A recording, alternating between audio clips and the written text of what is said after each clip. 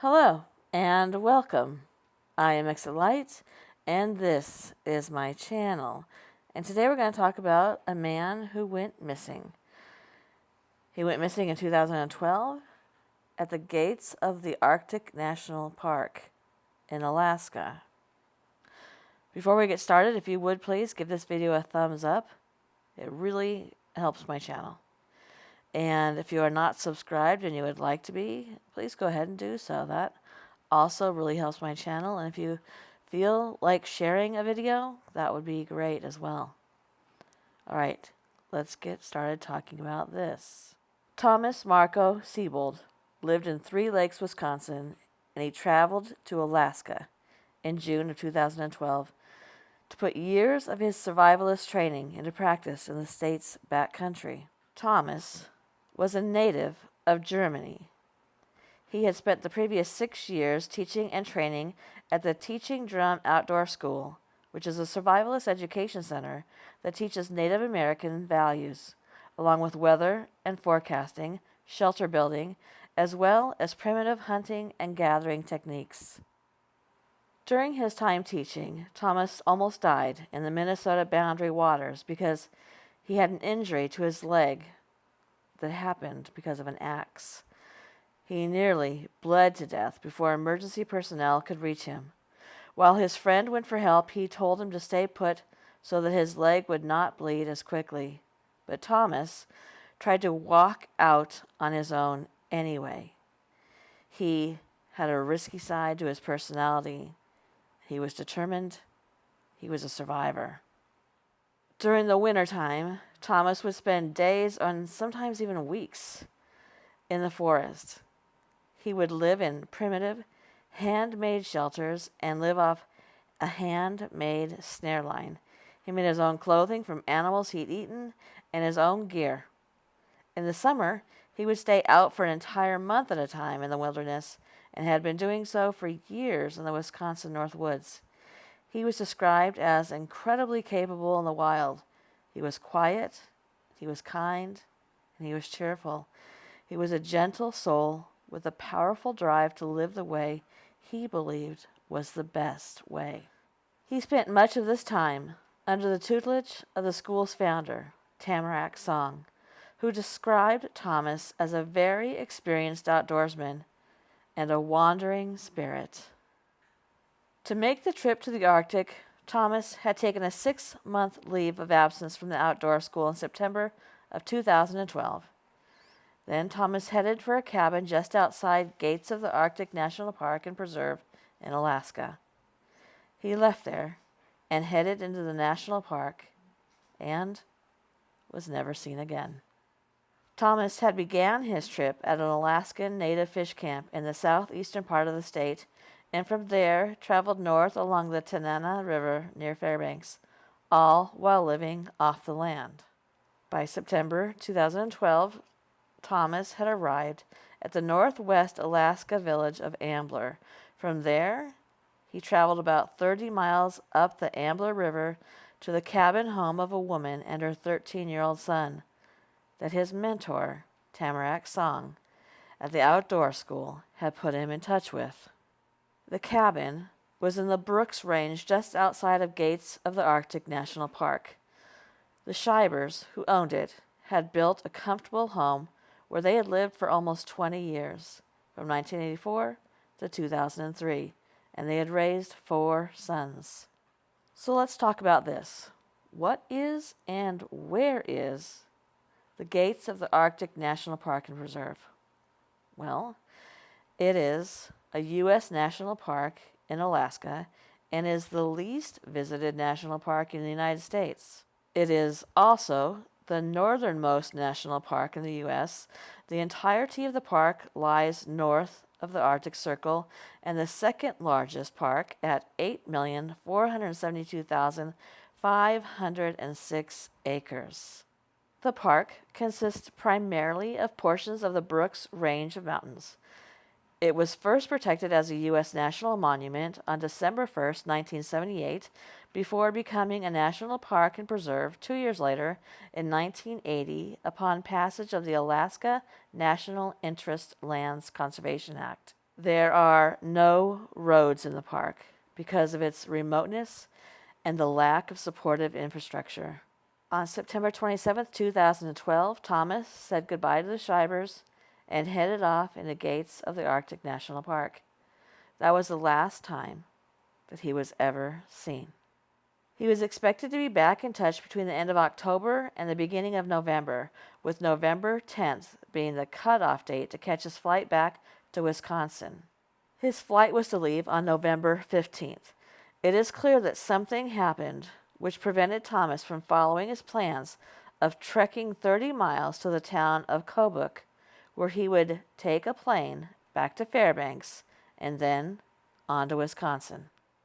On November 11, 2012, Alaskan State Police were alerted when he failed to show for the flight, and they quickly focused their search near the confluence of the Ambler River and the Ulanique Creek, where they believed that Thomas may have built a base camp.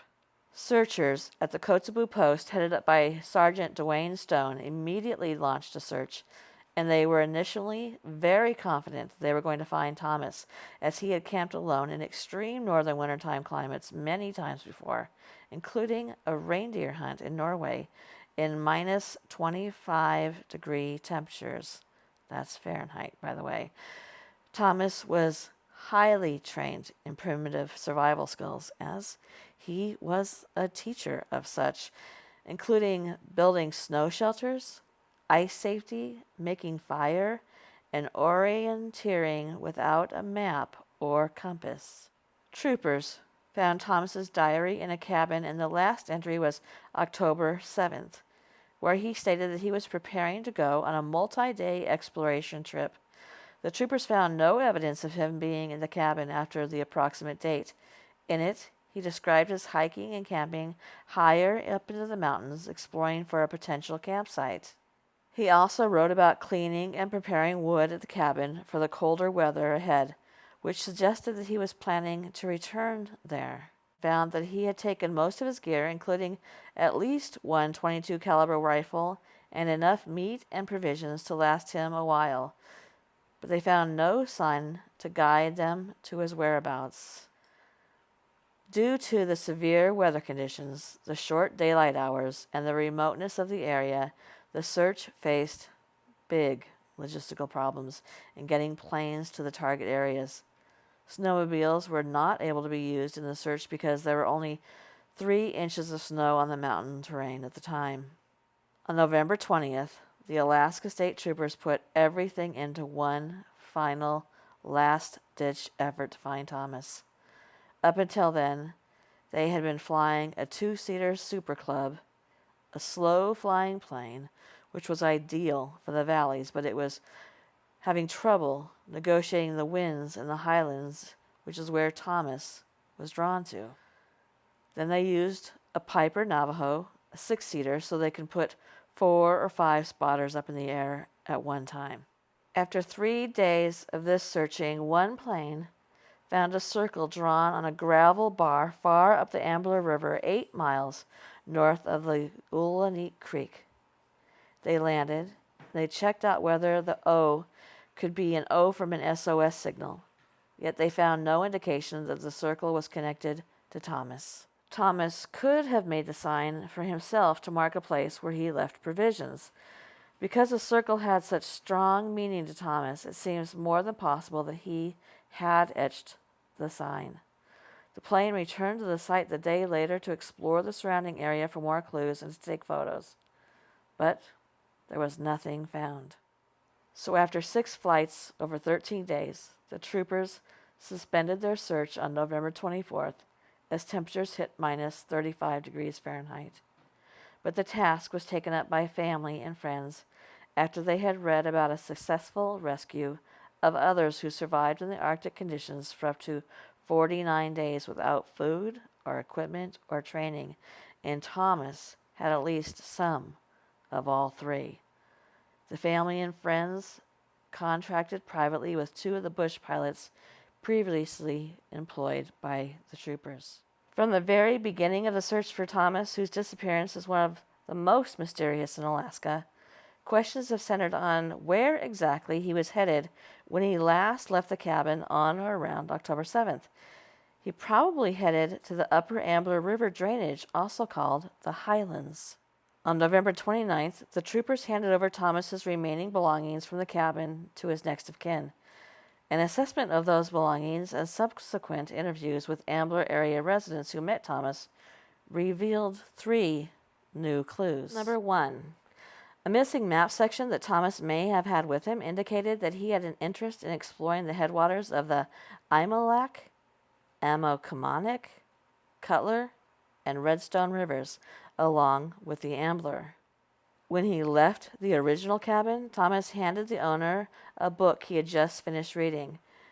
It was called The Last Night Breaking by Nick Jans. A well-worn section describes the traditional Eskimo routes through the same headwater areas that were on the missing map.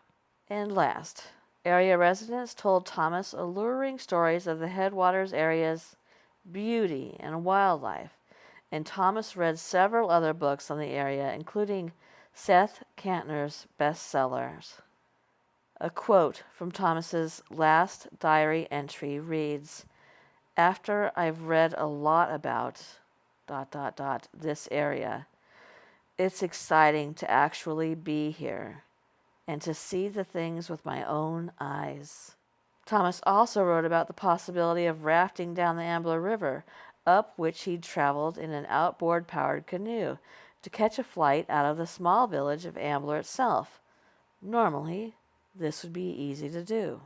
Alaska Pacific University wilderness instructor Roman Dial, who had paddled the Ambler in a small one-man inflatable boat called a pack raft, describes the river as this way. Below the Ulanique Creek, the river slows and then braids and really slows on its way to Ambler. But in October 2012, it was not a normal year in northwest Alaska. The region had had heavy rain from late August to September, so although he had built a raft, reports indicate he believed that it was too treacherous to challenge. So, what happened to Thomas? His decision to abandon the idea of floating out because of changing water conditions is illustrative of a man thinking rationally and coherently about the realities of travel in the Alaska wilderness.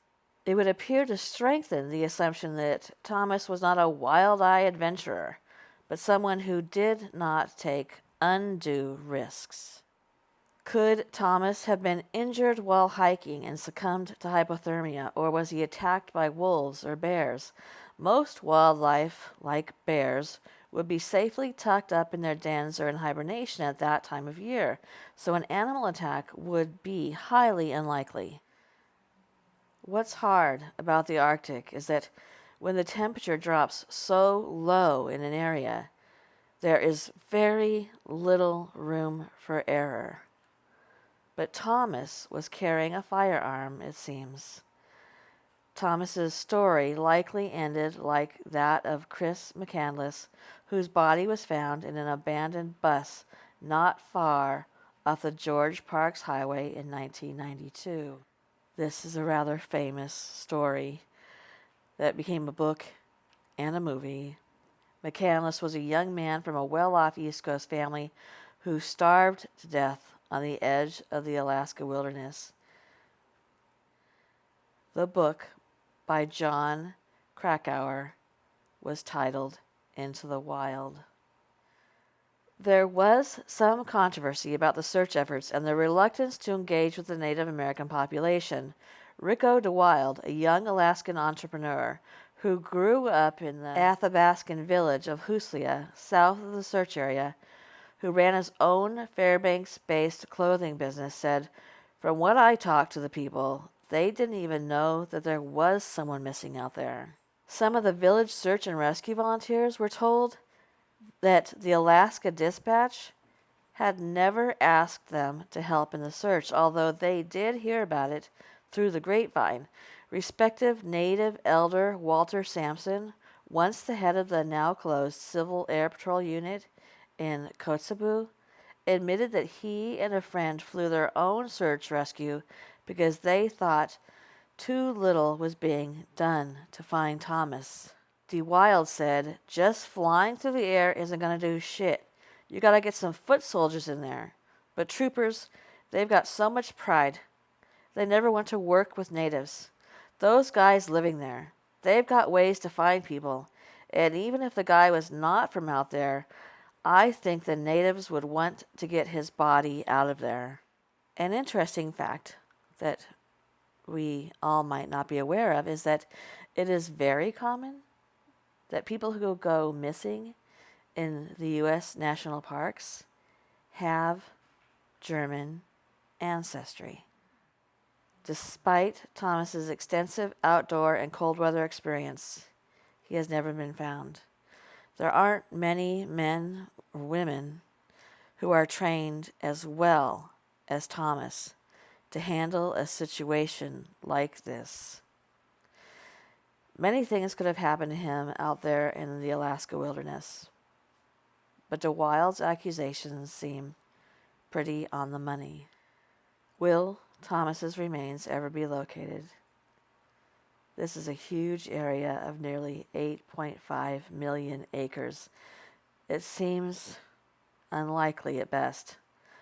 Once you go into the gates of the Arctic National Park with few that venture there, it's easy never to come out again.